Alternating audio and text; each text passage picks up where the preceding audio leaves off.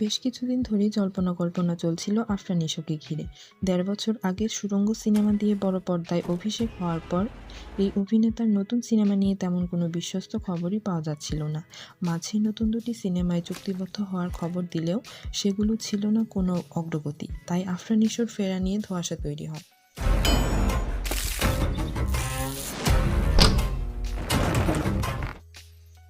অবশেষে শুটিং ফ্লোরে গড়ালো আফরান নিশোর দ্বিতীয় সিনেমা।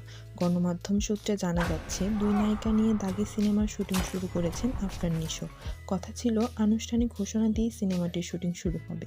জটিলতার কারণে সেটি সম্ভব হয়ে ওঠেনি।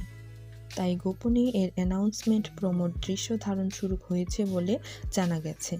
দাগি পরিচালনা করেছেন শিহাব শাহীন। এই সিনেমায় আফরান নিশোর নায়িকা তমা মির্জা থাকছেন এমন খবর আগেই জানা গিয়েছিল। তবে তিনি ছাড়া আরও একজন নায়িকা রয়েছেন এতে।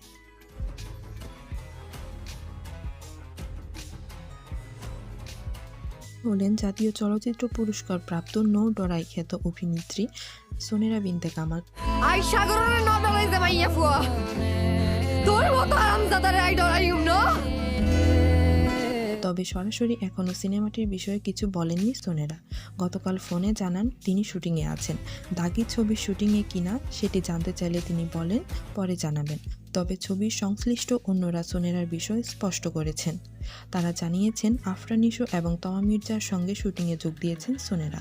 এদিকে সিনেমাটির প্রযোজনা প্রতিষ্ঠান SVF আলফা আই এন্টারটেইনমেন্ট এখনই এই সিনেমা নিয়ে আনুষ্ঠানিক কোনো মন্তব্য করতে চায় না।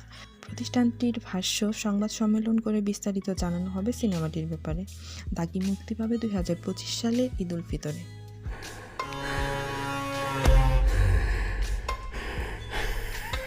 ha ha ha ha